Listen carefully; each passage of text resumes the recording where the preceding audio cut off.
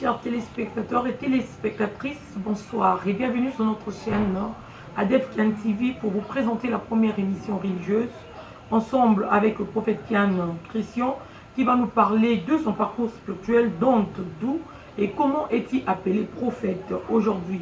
Merci de votre attention et je vous retrouve tout à l'heure sur ce plateau après ce jingle.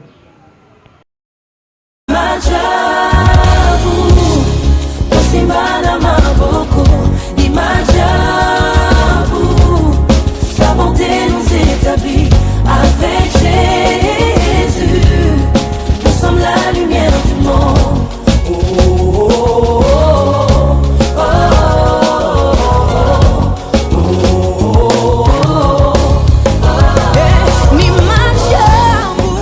Bonsoir. J'espère que vous vous portez bien. Oui, ça va. Par la grâce du Seigneur, on est là. Oui, et de mon côté, c'est avec un plaisir immense de recevoir cet homme de Dieu, prophète consacré de nation. Prophète Christian Kian, j'ai quelques questions à vous poser ce soir. La première, qu'est-ce qui a fait de vous pour que vous deveniez prophète aujourd'hui? Merci beaucoup pour la parole. Je vais vous dire une chose. Lorsque j'avais l'âge de 5 ans, l'ange m'avait visité, mais moi-même, je ne l'avais pas vu. C'est mon frère Gislain Kian, lui il a dans la police, c'est lui qui avait vu cet ange. Moi je n'avais pas de la connaissance dans ces choses. À 14 ans, j'ai commencé à avoir un peu des instincts, des visions. Et j'ai vu pour la deuxième fois l'ange de l'Apocalypse 10. Il m'a parlé. Et à l'époque, j'étais dans l'église, la pierre de fête tabernacle. Et donc là, ne connaissant pas que je serais prophète. Et donc j'étais comme un chrétien. Et donc c'est ça. Quelle est la première église où vous avez cru et baptisé? L'homme qui m'a baptisé s'appelle Massamba Grégoire, le révérend Massamba Grégoire, que je respecte beaucoup et que je salue en passant. C'est un père pour moi, un père dans la foi. C'est l'homme qui m'a montré pour la première fois le message. Je ne peux pas l'oublier parce que je suis père grand. Et son modèle de vie, c'est ça qui a fait de moi celui que je suis vraiment en fait. Je voulais bien que les gens le sachent. Oui, prophète, vous êtes parti de la pierre de fête à Jéhovah Sabaoth, d'où vous avez été consacré par le général-major Mike Kozomba. A-t-il été un homme parfait durant votre formation? Déjà, laisse-moi vous dire, il y a une chose, il y a une nuance là. Lorsque j'étais à la pierre de fête, j'étais jeune ministre. Donc, c'est-à-dire qu'un jeune ministre, c'est celui qu'on appelle déjà un pasteur en formation. Mais lors de la consécration de là-bas, le pasteur Massamba me fait comprendre que je ne pouvais pas être consacré dans la pierre de fête tabernacle, parce que j'avais reçu une vision. Avant que Sabaoth n'arrive au Congo, j'avais fait une vision que j'étais en train d'être baptisé dans l'église qu'on appelait Jéhovah Sabaoth. Et ensuite, j'ai fait une vision encore. C'est comme si je montais sur les escaliers, et quand je suis arrivé à un niveau, et on m'a montré un grand temple, et dans ce temple que j'avais vu, j'ai vu un homme qui était assis. Je lui ai posé la question, il me dit, c'était chez lui là-bas. Et moi j'ai dit, mais comment ici c'est chez toi? Il me dit, non, mais parce que ici c'est chez moi. Je lui ai dit, mais qu'est-ce que vous faites ici tout seul? Lui m'a dit, non, mais vous, qu'est-ce que vous faites ici? Et donc alors je me suis dit, ben moi je suis là, je suis en train de te regarder, il est mieux que tu repartes. Je m'appelle Sabaoth. Donc, va et fais le travail que Dieu t'a donné à faire. Et lorsque la vision est partie, j'ai constaté quelque chose, mais j'étais toujours ignorant dans tout ça. Et je ne connaissais pas encore que le prophète Mike Kozomba serait au Congo. Je ne savais pas, j'étais encore à Brazzaville, j'étais très jeune lorsque je voyais ces choses-là, et donc c'est ça.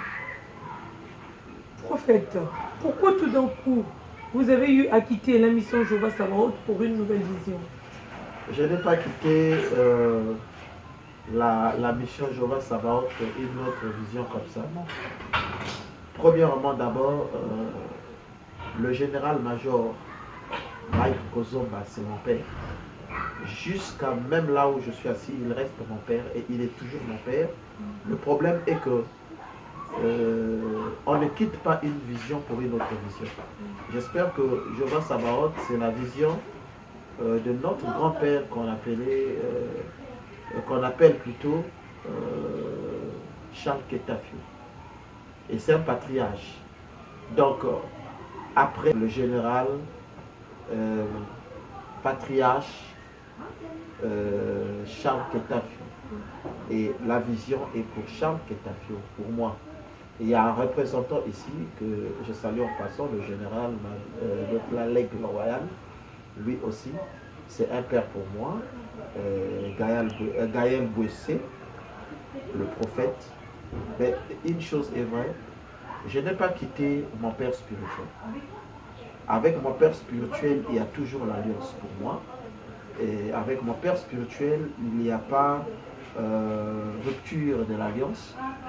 Et avec mon père spirituel, je n'ai pas dit que j'ai changé de père spirituel. Quand je suis allé voir mon père spirituel, je lui ai dit que je devais rentrer en méditation d'abord. Et lorsque je suis rentré en méditation, ça m'a pris 2 ans. 2 ans de méditation, le Seigneur m'a parlé. Il m'a dit, moi je ne sais pas, moi lorsque je regarde un peu dans les normes des choses, après ma consécration, j'ai reçu l'ordonnation, c'est-à-dire que, qui veut dire libéré. J'ai été libéré avant la mort de mon frère, le prophète Étienne. Nous avons été libérés d'aller travailler. Et donc, c'est ça qui m'a donné le temps de méditer, parce que la méditation que j'ai eu à faire, cette méditation-là m'a pris 2 ans. 2 ans, je ne travaillais pas. J'étais là en méditation, et voilà, Dieu m'a révélé de rentrer dans cette profondeur. Et voilà pourquoi vous allez constater que dans la fiche, j'ai écrit la profondeur appelle profondeur. Mais si je n'avais pas encore la profondeur que j'ai reçue chez mon père, Mike Kozomba, comment je pouvais aller dans une autre profondeur? Voilà, donc c'est ça. Est-ce que, prophète, cette libération a été faite aux yeux de tous, devant votre père spirituel, ou peut-être que ça a été dit à la volée? Bon, mais je sais que mon père a été brusqué quand il a vu les affiches. Je ne vais pas dire qu'il a vu les affiches, mais il a peut-être oublié que je lui avais déjà parlé de ça. Certainement que j'étais en méditation pour que Dieu me montre. Mais lui dire en face que non, mais voilà, je dois faire un ministère, tout ça, je ne l'ai pas dit. Je sais que c'est en faute qu'il me pardonne. Ça, je demande encore un double pardon. Il reste mon père. Un père connaît les erreurs de ses enfants. Un père, c'est celui qui appuie toujours ses enfants à aller en avant. Un père, c'est celui qui est fier de ses enfants, parce qu'aujourd'hui, c'est une vision. Mais demain, la fierté reviendra toujours de mon père. Parce que déjà, une fois, je ne suis pas allé l'emmerder pour dire que papa, je veux faire une vision, il me manque ceci, il me manque cela. Donc, c'est déjà une bonne chose. Alors, prophète, c'est à vous de fournir un effort un jour, peut-être, aller voir votre père pour lui demander un pardon en face et puis lui en parler face à face pour qu'il n'y ait pas un couac sur le chemin de votre vision. Mon père n'est pas un père de malédiction. Mon père n'a jamais prononcé des paroles de malédiction. Mon père, c'est une personne qui est bénie. Si je suis béni, c'est parce que lui, il est béni. Lui, quelles que soient mes erreurs, il fera que me bénir. Et je sais auquel moment j'irai le voir. Vous savez, il est écrit, on ne va pas voir un homme de Dieu les mains vides. Et c'est pareil quand tu vas voir ton père, pour certaines situations, tu dois amener ton offrande. Tu arrives là-bas, tu dis, papa, je suis venu te voir pour telle erreur, alors voici l'offrande. Mais comme la mission a été déjà démarrée, je ne peux plus arrêter. Parce que si j'arrête, ça sera quelque chose de scandaleux, hein, du côté de mon ministère aussi. Voilà, donc j'irai le voir autant que j'ai moi-même, autant convenable, autant où j'ai fixé, je vais aller, je vais le voir et je lui demanderai les excuses et un pardon en face. Moi, je n'ai pas honte de mon père spirituel. Je le défends partout où je vais. Lorsque les gens me parlent, je leur dis la vérité. Et sinon, me dire que le père spirituel m'a fait mal et moi je l'ai fui, non. Je suis parti parce que je devrais normalement, parce que on a été consacré 9. J'ai perdu un frère, nous sommes restés 8. Et dans tout ça, il y a un qui est parti dans la vision.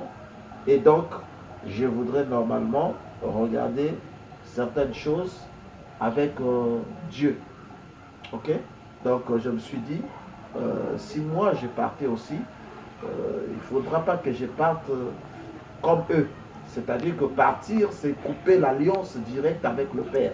Donc moi, je n'ai pas coupé l'alliance directe avec le Père, bien que je suis parti dans une vision, mais la vision là, et moi je suis le visionnaire, mais mon Père, il reste mon Père. Donc c'est ça. Alors, prophète, qu'est-ce qui vous a extériorisé dans la mission Je vois ça. Je trouve que la mission Samarote est formidable d'abord. C'est là où j'ai eu ma formation. Et cette formation que j'ai eue dans la mission Jéhovah Samarote, ce n'est pas la formation que je peux dire que beaucoup des églises les donnent, non. C'est une formation particulière.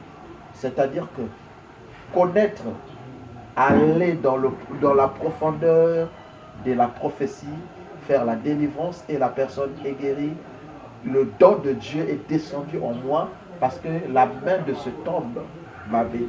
Et c'est vrai que cette main qui m'a béni, l'homme que je dis, c'est le général-major Mike Kozomba. Ce n'est pas un homme mauvais. Il a pris son temps pour nous former. Mais le problème, c'est que, excusez-moi, il a eu à former les adultes. Comprenez? Lorsqu'on forme les adultes, on a des difficultés. Parce que les adultes, ils ont déjà des enfants. Vous voyez, moi, j'ai une charge. Et cette charge-là, je ne peux pas encore aller donner ça chez mon père. Alors, tout ce qu'il a consacré dans notre génération, la majorité, ce sont des adultes. Et donc, je voulais que les gens puissent connaître au moins que les adultes, lorsque vous les consacrez, à un certain moment, s'il n'y a pas de la place, il faut les libérer. Et lorsqu'on les libère, ils doivent aller faire le travail. Mais quand on te libère, tu vas faire le travail, n'oublie pas ton père. Car lui, il devient un souverain sacrificateur de ma vie. Parce que moi, je suis sacrificateur. Lui, il est souverain sacrificateur de ma vie. Alors donc, je ne peux jamais oublier ça. Même si quelqu'un peut venir avec les pièges, les questions, je ne sais pas comment, ils doivent connaître que le général-major Mike Kozomba, c'est le général qui m'a marqué, c'est celui qui m'a donné le goût de la prophétie, de la délivrance, le goût de prêcher la parole. Ce que je sais, ça sort de chez lui, et ce que je suis, je le dois. Formidable. Parmi les consacrés prophètes du général-major Mike Kozomba, quels sont les amis intimes que vous portez à cœur ou vous regrettez après avoir quitté cette mission Jéhovah Samarote? J'ai des amis intimes déjà. Si je peux parler de l'apôtre Prince Outou, c'est un ami qui me soutient beaucoup dans les réseaux sociaux et même au téléphone, il me conseille.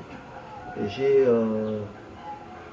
le docteur Samueli, Salem Bugani, j'ai aussi le pasteur Jean Mukilou, qui aussi me soutient.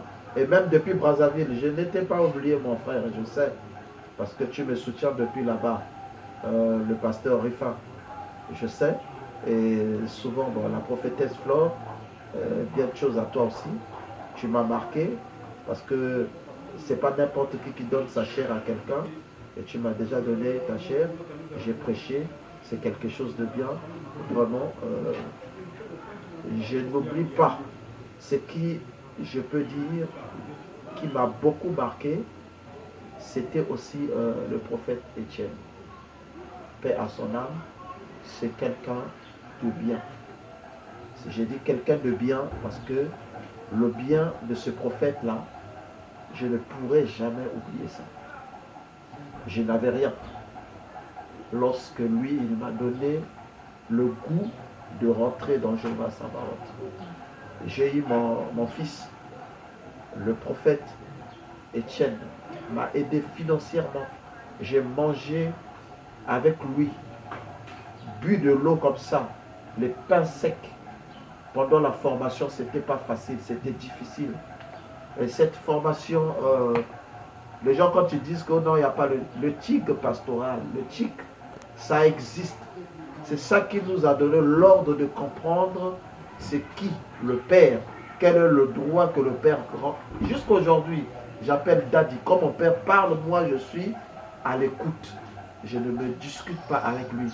Parce que tu peux ramasser la malédiction toi-même sans qu'on ait été maudit. Moi, je n'ai pas voulu aller là-bas qu'il me parle pour le moment et que ça puisse rester comme une malédiction. Voilà pourquoi lorsqu'il a parlé, j'ai dit je viendrai. Pour le moment, je le laisse un peu boire le café, être en train de faire descendre son cœur. Je sais que c'est mon père, il m'aime beaucoup. Et donc c'est ça. Et sinon, si je vous dis que j'ai été marqué par le prophète Étienne, c'est parmi les gens qui m'ont dit fais ceci prophète, va ceci prophète. Attention, gare à vous qui racontez n'importe quoi au sujet du prophète Étienne, au sujet de mon père Mike Kozoma. Il n'y a pas eu de suspense, il n'y a pas eu quelque chose de bizarre. Quelqu'un peut tomber malade et quelqu'un peut mourir. Donc arrêtez de raconter n'importe quoi au sujet du prophète Étienne et au sujet de son père spirituel. Donc c'est ça. En fait, nous sommes au dernier virage de notre mission. Et la dernière question est que quel est le souvenir que vous avez eu à garder avec tous les frères et sœurs en Christ de votre génération? Bon, c'est pas avec tout le monde que j'ai eu de souvenirs. Le plus grand souvenir d'abord, c'est notre consécration. La consécration, c'était vraiment très joli, c'était bon, et tout le monde était en joie. Et deux, si je vous dis que j'ai fait la louange sous la pluie, c'était vraiment compliqué, formidable. Il y a eu des nuits de prière que nous avons faites, moi et le docteur Samueli Bigani. Voilà pourquoi il m'appelle Lipasa, je l'appelle Lipasa, parce qu'on est des jumeaux, c'est vrai. Coucou à toi, parce que être jumeaux, ça veut dire que nous avions quelque chose en commun.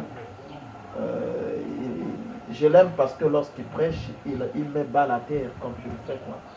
Sur sa prédication, le potentiel. Ça m'a marqué. Mon frère, continue comme ça va t'amener très loin. Mais n'oubliez pas que jusqu'aujourd'hui, mes larmes ne cessent de couler pour le prophète Étienne Lubaki. C'était un frère, c'était un ami, c'était comme un moteur pour moi. C'était quelqu'un vraiment qui m'a beaucoup aidé, qui m'a beaucoup montré beaucoup de choses. Ce n'est pas ce que vous croyez, il n'était pas ce que vous pensez. C'était quelqu'un de bien, c'est juste la maladie, mais la famille n'a pas regardé le côté médical. Ils ont regardé le côté spirituel. Pendant que le côté médical, l'homme était malade. L'homme était malade. Si médicalement on l'avait suivi, peut-être que le frère serait là. Mais paix à son âme, je sais qu'en ce moment, le ciel est pour lui. Il a reçu sa récompense auprès du Père. La gloire soit rendue à Dieu. On était là avec le prophète Christian. Ensemble, avec lui, nous avons relaté sur certaines questions. Il a expliqué son parcours spirituel ensemble avec lui. J'espère que vous serez à l'écoute. Je vous demande juste de liker, de vous abonner sur la chaîne Adelphian TV. Écoutez ce message, écoutez ces questions et ces réponses. Cela vous sera nécessaire et ce sera...